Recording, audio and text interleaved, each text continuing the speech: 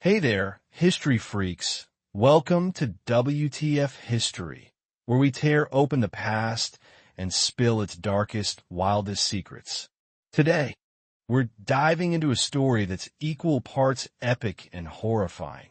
The saga of Alfred the Great, the king who forged England from blood and iron while battling a torment that literally rotted his guts.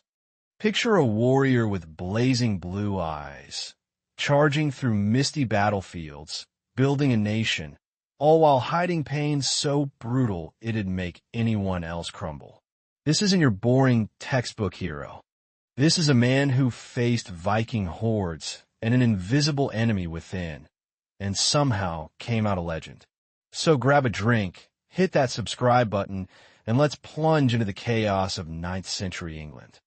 It's 8:49, and we're in Wantage, Oxfordshire, a rugged outpost in the Kingdom of Wessex.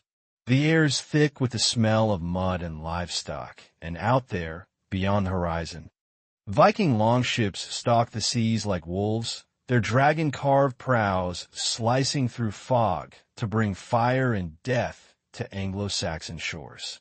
This is a world of raw survival. Villages burn, swords clash, and every dawn could be your last. Into this brutal crucible, a boy is born, Alfred, the youngest son of Wessex's king and queen. He's not what you'd expect from a future legend. Pale, frail, often sick, he's the runt of the royal litter, with 3 older brothers eyeing the throne like hawks. The court barely notices him, dismissing him as a sickly kid who'd rather clutch a book than a sword. But don't be fooled. Beneath that fragile frame burns a mind sharper than any blade, a spark that'll one day set England ablaze. Alfred's childhood is no picnic.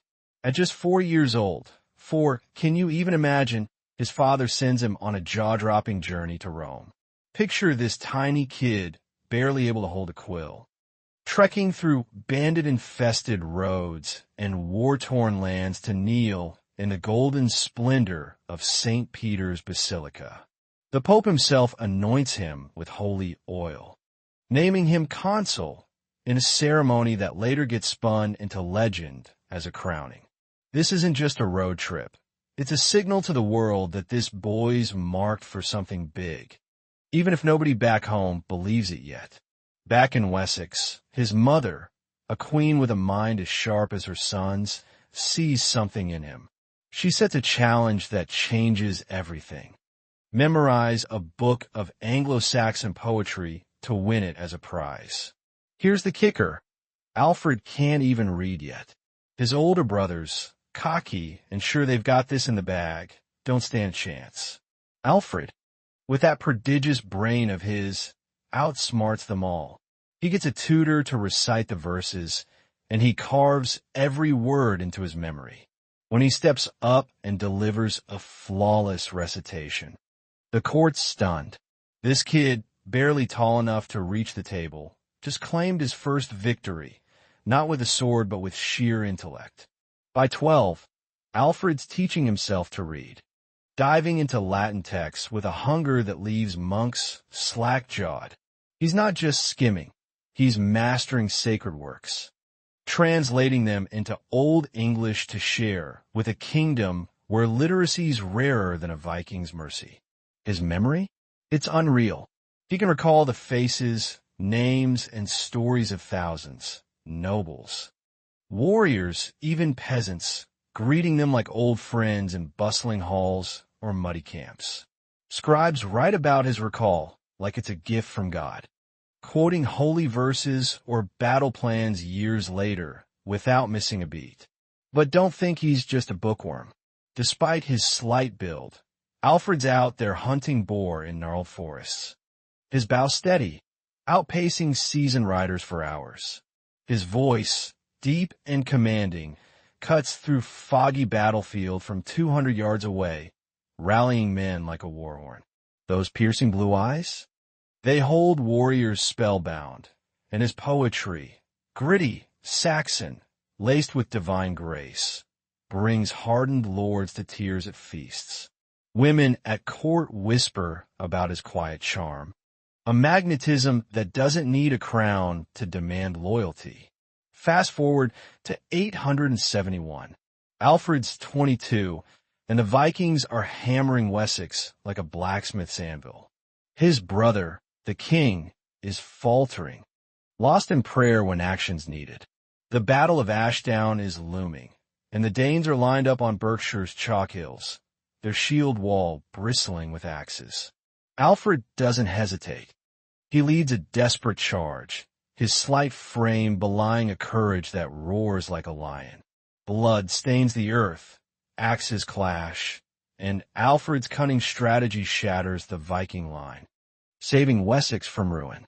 This isn't just a win, it's a statement. The frail kid nobody bet on is now a force to be reckoned with.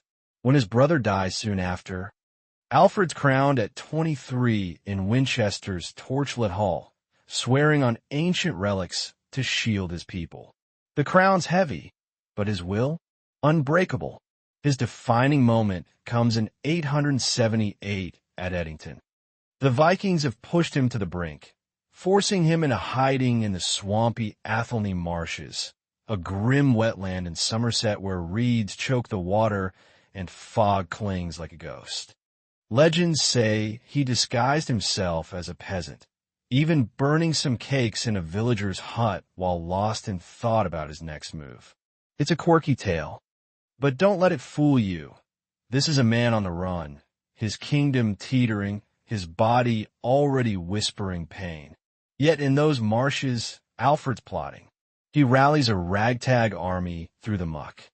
His will unbroken. When he marches out, it's like a storm breaking.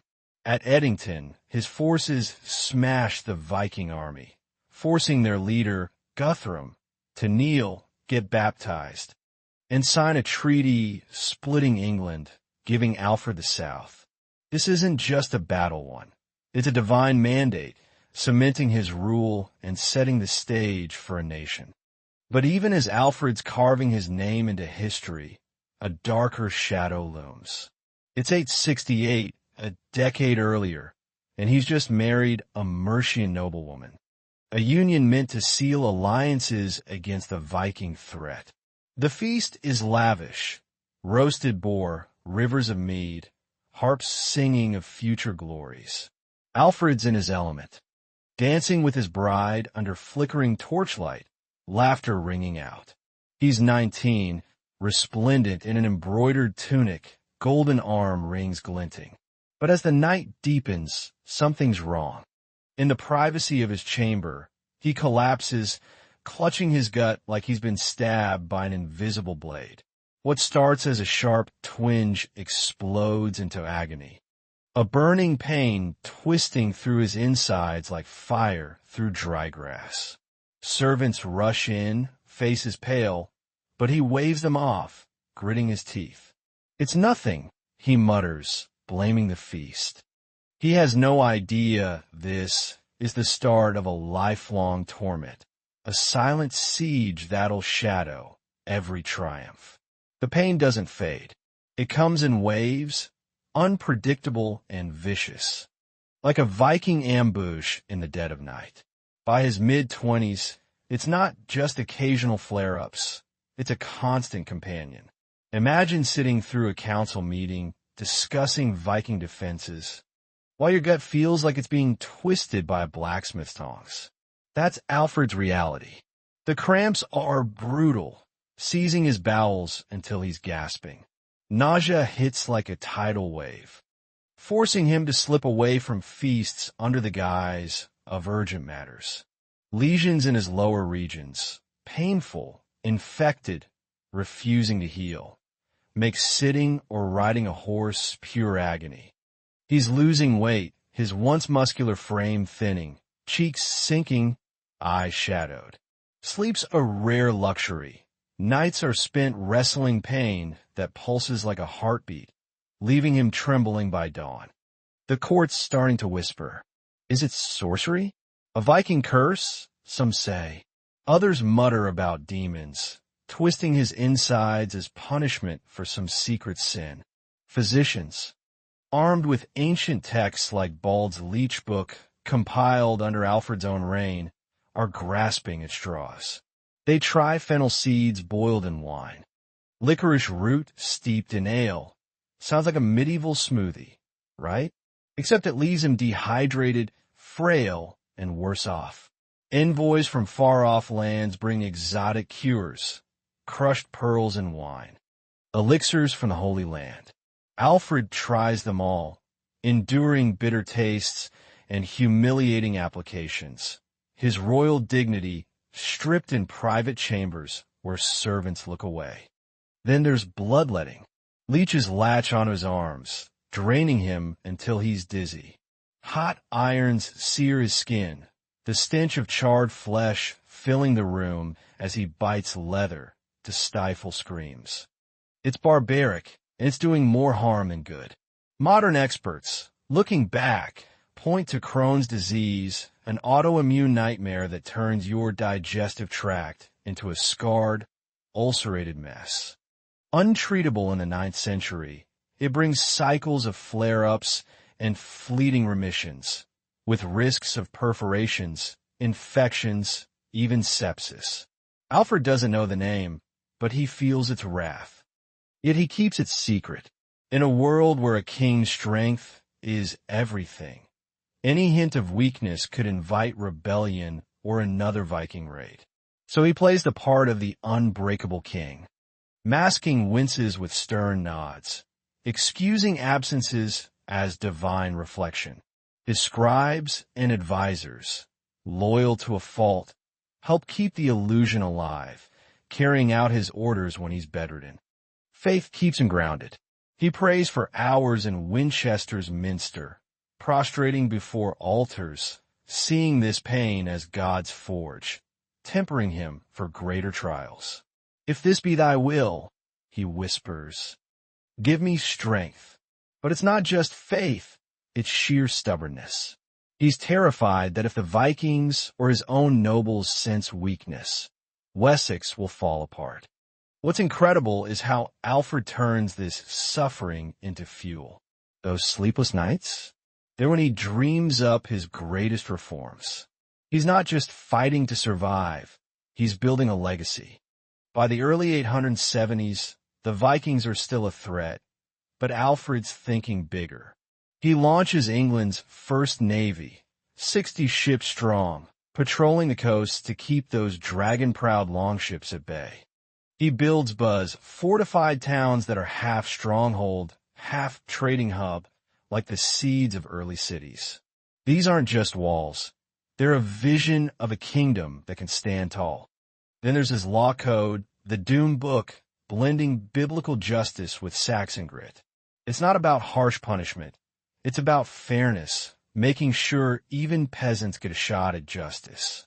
And get this, Alfred, the guy who taught himself to read at 12, decides every freeborn boy in Wessex should learn to read too.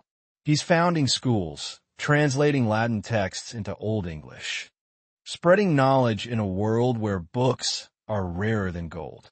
Foreign envoys show up, jaws dropping, calling him England's darling. Nobles fight to serve him, and his court's buzzing with reverence. Alfred's not some distant figure on a throne. He's out there, hunting with his men, his bow steady even as his body betrays him. His poetry, raw and soulful, moves warriors to tears. He's got this knack for remembering every face, every story, whether it's a lord or a muddy-footed peasant. But that pain's always there, lurking. Feasts, once a joy, are now minefields.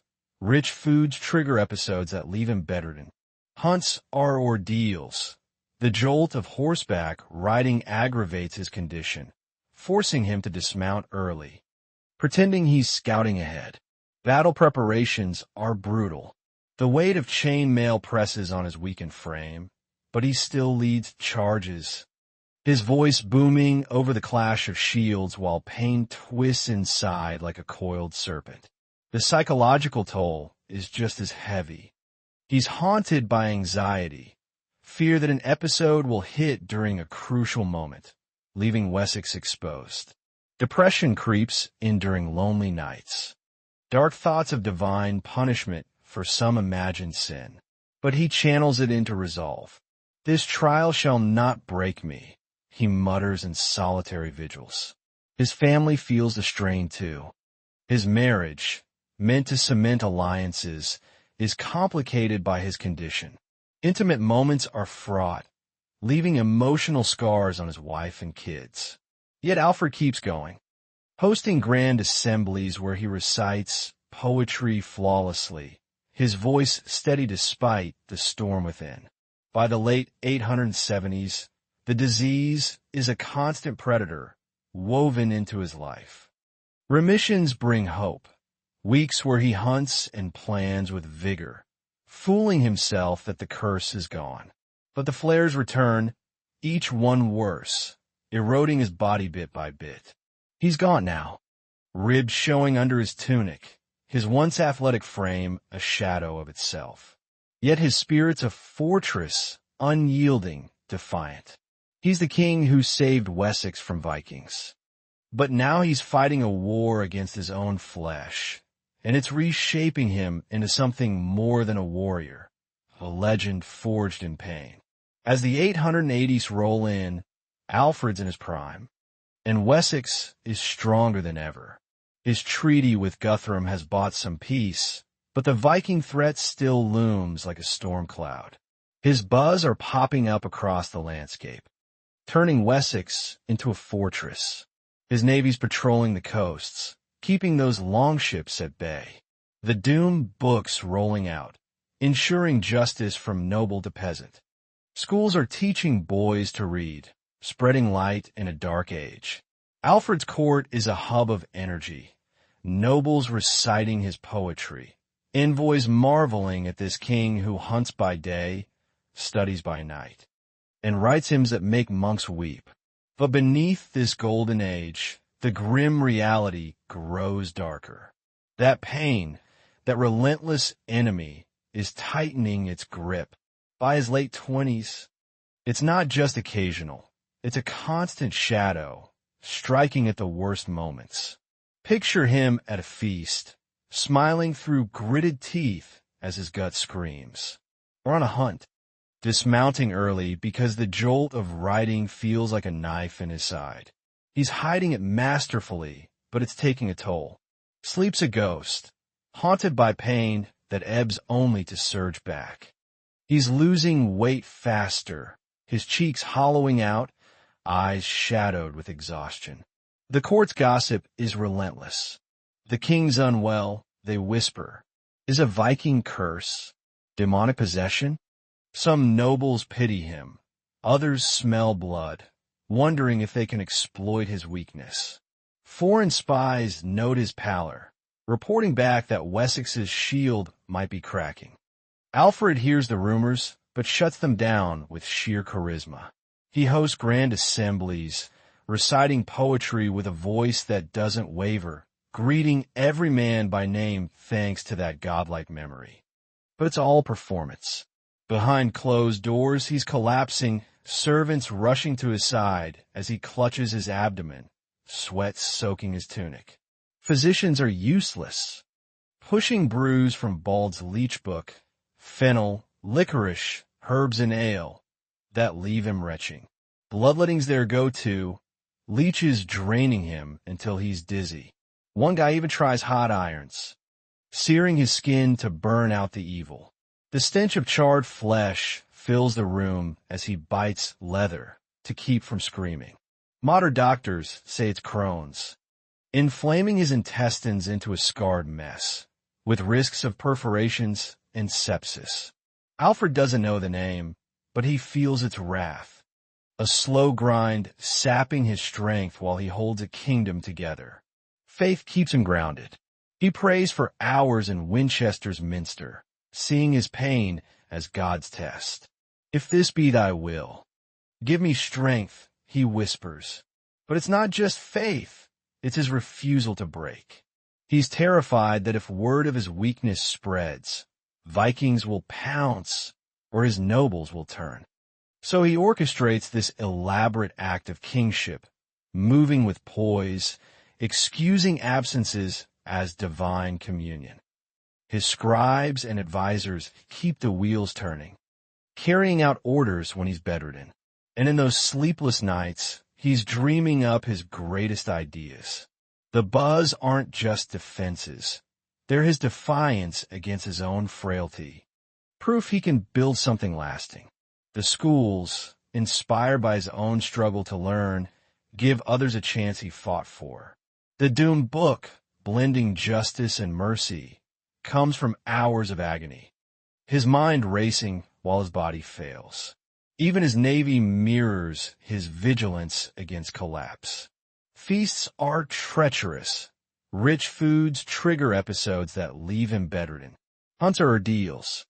Riding stirs pain, forcing him to dismount early under the guise of scouting. Even battles are brutal. The weight of chain mail presses on his weakened frame, but he leads charges, his voice booming while pain twists inside. The psychological weight is crushing. He's haunted by fear that an episode will hit during a crucial council, leaving Wessex exposed. Depression creeps in, dark thoughts of divine punishment, but he channels it into resolve. "This trial shall not break me," he mutters. His family feels the strain. His marriage, meant to cement alliances, is strained by his condition, leaving emotional scars on his wife and kids. By his late 30s, the disease is a constant predator woven into his life. Remissions bring hope, weeks where he hunts and plans with vigor, fooling himself that the curse is gone. But the flares return, each one worse, eroding his body. He's gaunt, ribs protruding, eyes shadowed, yet his spirit's a fortress, unyielding, defiant, reshaping him into a legend forged in pain. As Alfred hits his 40s, the disease tightens its grip. Periods of relief are shorter, episodes more severe. He's losing weight faster, his once muscular arms thinning to sinew and bone. Sleeps haunted by pain that jolts him awake, sweat-soaked and gasping. Eating's a battle. Food provokes nausea, movement stirs pain. Yet he keeps going, signing treaties, planning campaigns from shadowed halls. Vikings, sensing no weakness, respect the peace he's enforced, unaware their greatest foe is crumbling. He hides the signs with herbal remedies tucked in his robes, moving with calculated grace to keep up the facade. The court's whispers grow louder. Some pity him, others scheme, sensing opportunity. Foreign spies note his weary gaze, wondering if Wessex's shield is cracking. But Alfred's not done. He turns suffering into progress. Those sleepless nights fuel his reforms.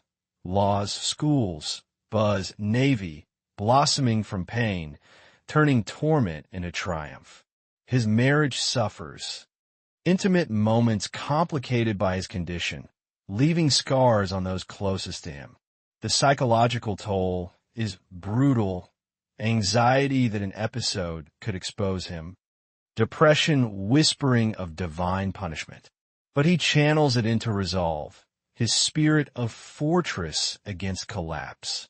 By the 890s, Alfred the Legend, hailed as England's darling.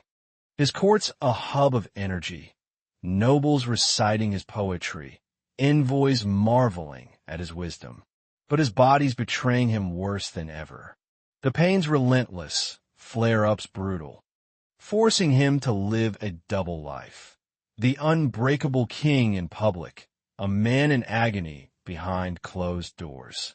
He's gaunt, cheeks sunken, eyes shadowed. Yet he keeps pushing, dictating reforms from his bed, leading with a voice that doesn't waver. His legacy, laws, learning, defenses, is a testament to his will, proof that greatness isn't about a perfect body, but an unbreakable soul. But bodies, even royal ones, have limits, and Alfred's about to reach his. It's October 899, and dawn breaks over Winchester, the heart of Wessex. The air's crisp, the stone walls of the royal hall glowing under torchlight. Alfred's 50 now, a shadow of the golden warrior who charged at Ashdown or smashed the Vikings at Edington. His once athletic frame is gaunt, ribs stark under his tunic, cheeks sunken like carved wood. The disease has been his shadow for over 30 years, but it's never been this bad. He wakes one morning, expecting the usual discomfort. But something's different. A deep groan echoes through the timber halls, and servants find their king doubled over, sweat drenching his linen shift despite the frost outside. This isn't just another flare-up. This is the beginning of the end, a final assault from the illness that's haunted him since his wedding night. Modern scholars point to complications from Crohn's, maybe a perforated bowel or sepsis, where infection floods the bloodstream, turning the body against itself. In Alfred's time, it's just God's final trial, a torment that'll consume him over the next 30 days. The pain's beyond anything he's faced. Cramps seize his gut, so severe he clenches his fists until his knuckles turn white. His digestive system's in full revolt, alternating between blockages and uncontrollable episodes that leave him dehydrated and weak. Fever spikes, his skin burning one moment, then racked with chills the next. His legs buckle when he tries to stand, forcing him to be carried to council meetings on a litter. Those piercing blue eyes, once blazing like stars, are clouded with pain. Even sips of herbal broth come back up, mixed with bile that leaves a metallic taste. His body's failing, skin sagging over bones, making him look like a ghost of the king who once outran hunters. Healers swarm, their remedies a parade of futility. They dig into Bald's leech book, offering boiled roots and wine-infused herbs that only make him retch harder. Warm compresses on his belly give fleeting relief before the pain roars back. Bloodletting's back, leeches draining his already thin blood until he sways with dizziness. A foreign physician tries crushed stones mixed with oils, slathering them on in thick layers that crack and flake, adding indignity to agony. Prayer vigils fill the minster, monks chanting psalms around the clock, incense curling like spirits. Alfred vispas confessions. Fearing this is divine retribution for wars or unfulfilled vows. His mind's still sharp, trapped in a body that's become a prison of flesh and fire. Yet, incredibly, he clings to kingship. From his bedside, he summons advisors, his voice weak but commanding, signing decrees with a trembling hand that smears ink across parchment. He dictates military plans against lingering Viking threats, pausing to catch his breath between waves of pain. He receives envoys, propped on pillows, his pallor hidden under furs, discussing alliances while his gut burns. The court's in awe, but the rumors are spreading. Vikings, hearing of the king's decline, test Wessex's borders. Nobles gather, some weeping at the sight of their king, reduced to a shadow. Chroniclers scribble his final words, reflections on learning, justice, faith, urging his heirs, do not forsake the books. His endurance is a silent shield, holding Wessex steady even as he crumbles. By mid-October, the deterioration accelerates. Visible infections mark his skin, maybe from poor circulation or the disease's spread. His breathing's labored, each inhale a rasp like leaves in a storm. Delirium creeps in. Visions of Viking battles mix with heavenly calls, making him mutter prophecies in fever dreams. His limbs swell with fluid, skin taut and shiny, while his abdomen shows clear signs of internal distress. Unconscious spells lengthen. Hours where he lies still as death, only to jolt awake with cries that echo through Winchester streets, chilling the townsfolk. Foreign observers, drawn by tales of the great king's decline. Call it a royal martyrdom. A Frankish envoy writes of the somber spectacle, describing Alfred as consumed by invisible flames. Monks see it as saintly endurance, but it's raw human frailty, a man who saved a nation, now unable to save himself. His family gathers, wife and children at his bedside, their tears mixing with prayers as he whispers farewells. His voice fading like an autumn wind. "I have fought the good fight," he rasps, echoing scripture, his final words a testament to his spirit. On October 26th, 899, the end comes. In the pre-dawn hush, Alfred's heart stutters, his body convulsing one last time before going still. No fanfare, just a quiet exhale in a room heavy with sorrow. Sepsis, likely from his chronic illness, claims him after decades of siege. His body, weakened and marked by suffering, is prepared hastily, treated with herbs to preserve dignity, wrapped in fine linens for burial in Winchester's Old Minster. But even in death, irony follows. His remains are moved, first to a new minster in 903, then to Hyde Abbey in 1110. In 1539, the abbey is destroyed during the dissolution of monasteries, graves scattered. By 1788, prisoners digging foundations toss his bones aside. Today, Alfred's remains are lost, maybe mingled in unmarked ground or gone entirely. The king who built enduring defenses leaves no trace of his mortal shell. So there you have it, folks, the wild, gut-wrenching tale of Alfred the Great. This is a man who forged England from Viking ashes, who outsmarted foes on battlefields and in books, all while enduring pain that would have broken anyone else. His reforms, laws, schools, buzz, navy, were born from suffering, proof that greatness isn't about a perfect body, but an unbreakable soul. Modern medicine could have eased his torment, but in the 9th century, he was doomed to endure with nothing but faith and grit. His bones are gone, but his legacy? It's etched in England's very existence. Alfred's the ultimate paradox, a savior who couldn't save himself, a king whose greatest victory was defying his own decay. That's the dark, raw truth of history. If this story blew your mind, smash that like button, hit subscribe, and ring the bell for more untold tales. Drop a comment below.